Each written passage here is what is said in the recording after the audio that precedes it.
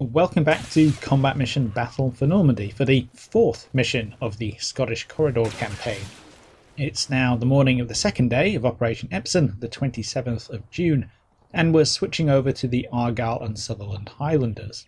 2nd ASH in 227th Brigade remained uncommitted on the first day as the advance got bogged down in Chew and Colville. This morning, the battalion has been sent out towards Colville with the aim of punching through to the bridge over the Odon at Tourmaville. After some fierce fighting on the previous day, there are still some German holdouts in the edge of Colville, and the battalion is tasked with mopping them up before pressing on to take the village of Tourville. As well as taking and holding both villages, there are machine gun nests in each that need to be eliminated. Starting off on the map is C Company, supported by a section of the battalion scouts in carriers and a section of assault pioneers in Willis jeeps. Following them up at intervals is B Company, which also needs to exit the map to the southwest, 2 sections of the battalion 3-inch mortars, one of the battalion 6-pounder anti-tank guns, and a section of 4.2-inch heavy mortars. There's also a 25-pounder troop on call from the start of the mission, but the briefing hints that it's supporting the battalion all day, and once it runs out of ammo, it's not getting any more. There are 90 minutes on the clock, which is good because this is a pretty big map and there is a long way to go. We can broadly split it into a few zones.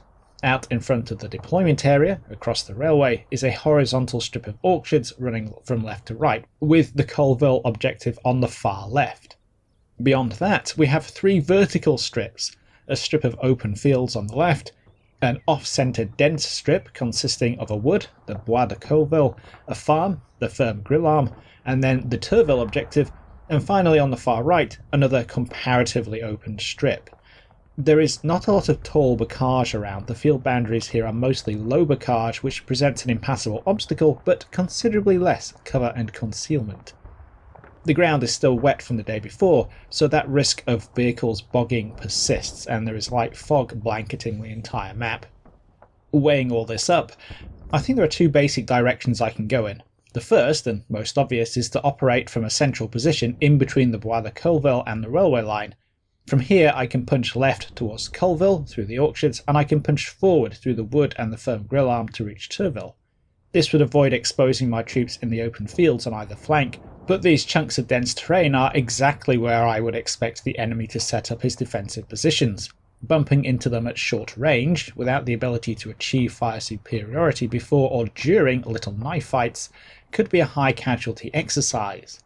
In addition, between that central position and Colville is the road junction at the Firm de Colville, which has a worrying collection of shell craters and destroyed British vehicles, implying that it's not a good avenue of approach. Of course, trying to bypass the dense central terrain and operate on either flank exposes my troops to fire from those central areas. How effective enemy fire might be from the Bois de Colville, Firm Grill Arm, Tourville and the D675 road running across the far end of the map is not a question I would like to answer the hard way. However, the open fields on the far left are a good 500 metres away from that central strip.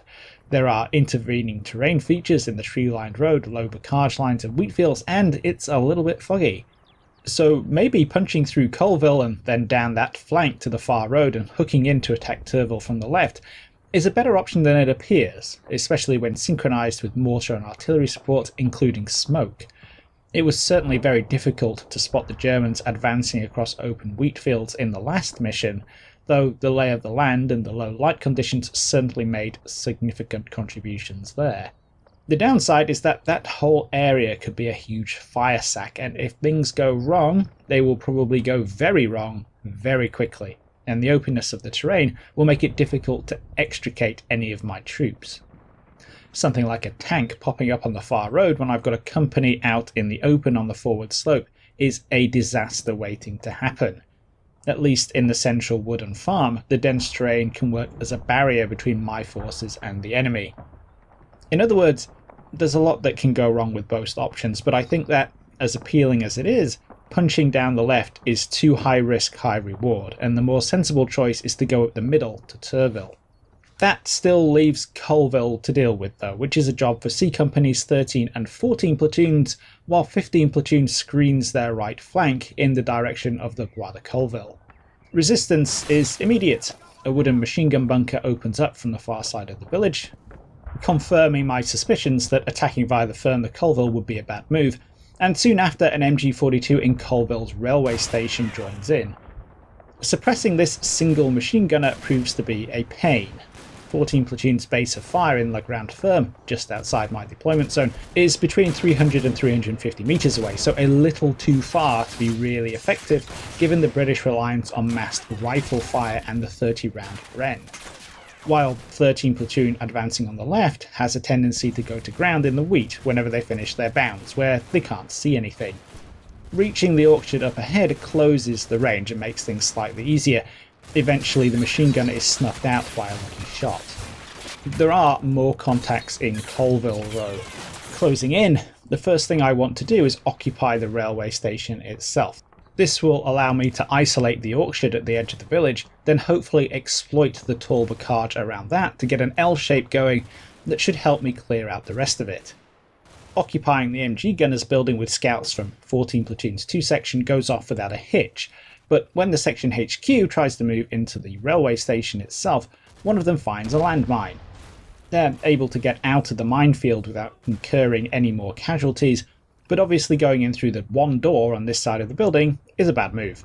There is a small gap off to the left though, and it's possible to slip through there into the village proper. The platoon's 3rd section has extended even further left, further back, and haven't attracted any fire from the village, so it looks like I might just need to worry about the enemy known to be in the first house and the machine gun bunker on the other side. 14 platoon is closing in too, with one section already across the railway line and closing in on the small orchard under cover of a 3-inch mortar stonk. From there, they come under close range MG42 fire from a German team on the Chemin de la Halte. This is exactly the kind of position I would have uncovered, flanked and enfiladed if I had been able to get into the railway station, which would explain the mines. And while I'm able to get 13 platoons HQ to keyhole onto them and hose them down with Sten fire, once again, the SS refused to play by the rules and bug out. It's not until I bring 2 teams into the road further down to get even more flanking fire on them and bring one of the 2-inch mortars into play that they finally go down. In a similar vein, the first house in the village is actually clear, the German team on the 2nd floor having been sniped out by riflemen, but there are a handful of enemy teams clinging onto the low bocage out the back. My section in depth is in a prime flanking enfilade position, but can neither see them nor draw line of sight for area fire. My solution is to flank them close instead. But the Germans managed to be completely unperturbed by a whole section's worth of Tommies popping up at right angles to them and proceed to wipe most of them out before finally succumbing to a combination of 2-inch mortar fire and a flanking party risking the main road and hooking in through the first house. This feels like a bit of a rehash of the second mission, with short sight lines, limited angles and an inability to quickly gain fire superiority. The result is casualties, and because the German troops in Colville are mutually supporting each other, trying to unpick one position risks running into the kill zone of another. But things eventually start to go my way. Lucky shots from suppressive fire stack up, 14 platoons Piat nails the bunker, and once a few enemy positions have been compromised, I regain some freedom of movement and am able to manoeuvre onto the others and mop them up. 50 minutes in, and Colville has been cleared out. Colville is, however, only half the battle. While 13 and 14 platoons have been working on the left, 15 platoon has been cautiously probing the centre. The Bradder Colville, which I was worried about in the terrain analysis, proves to be completely clear, and it's not until they get to the far side that my troops make contact with the enemy. There are a few teams scattered across the fields who are driven off by some 2-inch mortar fire, plus an enemy mortar team right next to the Bois which receives some very satisfying grenade spam, plus a few units holed up in the Ferme Grillarm. These aren't SS, they're Panzer Grenadiers from the 29th Panzer Division, and although they seem somewhat less committed and easy to suppress, they're also a huge pain to root out of their positions. This is mostly due to the narrow avenue of approach. I'm reluctant to venture out into the open fields on either side of the Bois, so I don't have a lot of width to work with, and this is reduced further by the way the line of sight from the Bois is interrupted by the farm buildings and the orchard. In other words, I have about enough space for a single section to act as a base of fire, out at about 250 metres. To begin with, this seems like it might be good enough. Pushing another section down through the orchard to the barns at the near side of the farm is easy enough, but trying to actually achieve anything once they're down there is tough. There's a kind of high wall slalom in the farm which breaks up line of sight, and I'm trying to exploit this to limit the exposure of my troops. From the barns, they can only exchange fire with the enemy element at the top of the 3-storey farmhouse, which I'm suppressing from the top of the hill. The hope is that my troops can take advantage of that suppression to open up from a closer position and finish the Germans off. The Germans have other ideas about this though, and the platoon HQ up there hoses my forward section down with MP40 fire, wiping half of them out. This is about 10 minutes after Colville has been cleared and there are 30 minutes left on the clock. I haven't reached Tourmaville yet, and B Company, who I have to try and exit off the map, are stacking up in the orchards in front of the Bois de Colville, waiting to go. Trying to brute force my way through the firm grill arm is clearly not going to work, so I start trying to expand left and right. On the right, I use the assault pioneers to blast a hole in the bocage and push the scout section through into the wheat field beyond, but the HQ carrier is blown away by a 75mm infantry gun down at the edge of Tourmaville. I pull the scouts back into the edge of the field near the Bois to keep them out of this line of fire. That cans the infantry approach on that flank too. If B Company advances down that field, they're likely to take heavy casualties from the infantry gun before they can even get within range to respond. I have more progress on the left, though the lead team suffers a casualty from German stragglers in the wheat, and manage to extend my base of fire suppressing the firm grill arm. That is, until I stray too far down the hill and a tripod-mounted MG42 dug into the farm courtyard opens up between the buildings. The original German spots in the farm appear to have been subdued, so I take a chance and punch one of the scout teams forward to try and flank the machine gun while it's focused on my left. Not wanting to risk the carrier, I dismount them and they're gunned down as they pop up next to one of the barns. Soon though, the pressure I'm bringing to bear prompts the machine gun team's nerve to snap and they make a run for it. There's no easy way out of the back of the farm complex between Tourmaville, so they have to run the gauntlet and my troops get some payback in the process. With the MG gone, resistance at the farm has burnt out, allowing me to push in and mop up. One little endnote sums up the fight for the farm though. That platoon HQ up on the 3rd floor has actually run out of small arms ammunition by this stage, but instead of bowing out of the fight and being sensible enough to surrender or flee, the lone survivor takes the time to unsling his Panzerfaust and obliterate one of my scouts with a direct hit. Mindful of the need to at least contest Tourmaville and try to take out the machine gun nest there before the rapidly dwindling time runs out, I've expended all of the 4.2-inch heavy mortars on it. This has probably not done that much damage to the Germans in the buildings, but the 75mm gun at least has been knocked out, and I've started advancing B Company's 11 platoon down through the wheat to at least gain some ground. You never know, an opportunity might present itself, and they're not going to be able to take advantage if they're hanging around at the back. Naturally, there's a German 81mm mortar at the bottom of the hill, just a little further on from the infantry gun position, and it's able to drop some high explosive bombs in way before my infantry can get into range. Again, it's the left that's more successful. Hooking the edge of the road into Tourmaville on that flank, I can close in on the white building between me and the village proper. This is defended by yet another MG42, but with forces moving up and spreading out around the farm, I can get plenty of fire on it and then use the concealed approach to hook in and finish them off with an assault team.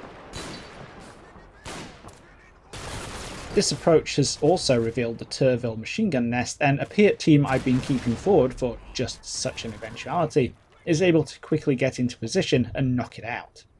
They draw fire from other buildings in Tourmaville in the process though, and combined with more spots from my troops in the firm grill arm, it looks like there's a pretty coherent defence in the village. Given how slow and painful it has been clearing Colville and the farm, and given how little time I have left to exploit any success, I call it a day and hit ceasefire.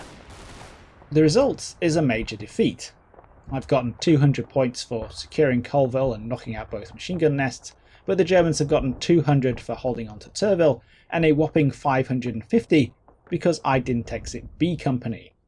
Casualties are actually not as bad as I thought. I've lost 30 men dead and 18 wounded, plus the scout carrier. These seem fairly minor compared to the 273 men I still have at my disposal, but the caveat is that those 48 casualties are essentially concentrated in C Company's infantry platoons. We'll see if that comes back to bite me later. The Germans have come off worse with 45 dead and 34 wounded, plus an Opel Blitz and a 223 scout car in Tourmaville that were knocked out by the heavy mortars. Artillery may be a sore point in this battle. I made a decision before the fight to try and limit my use of it. The medium mortars and the 25-pounders carry on to the next mission, so I wanted to save them if possible. So I was really fighting an infantry-only fight here. An unsupported British infantry in combat mission, especially unsupported British infantry attacking dense terrain held by more experienced and more heavily armed enemies, are always going to struggle. Tactical difficulties aside, I did still make progress here though. Slow and painful as it was, I cleared Colville, the firm grill arm, and destroyed both machine gun nests, with those adding up to 200 points and Tourmaville balancing them out at another 200. The battle really came down to that 550 points the Germans got for preventing B Company from exiting the map, which I didn't know about. The briefing does say that B Company must exit the map, but that objective has no points value assigned to it and is the last one in the list. I feel like I didn't properly grasp the weighting of the different objectives here and treated the exit as a bonus on top of clearing the villages and destroying the machine guns. Obviously I'm a little annoyed because I lost, but I think I would have come up with a very different plan if the briefing had presented B Company's exit as the main effort, and clearing the villages as secondary objectives. With that in mind, I could have ignored Colville entirely, bypassed it, and gone straight for Tourmaville with both companies. That would not necessarily have been more successful, but it would have been more in line with what I needed to do to have a chance of scoring meaningful victory points, as well as saving valuable time. Regardless, the campaign moves on.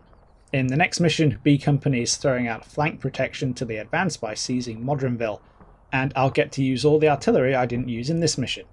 Hope you enjoyed this one and found it interesting. I'll catch you in the next one.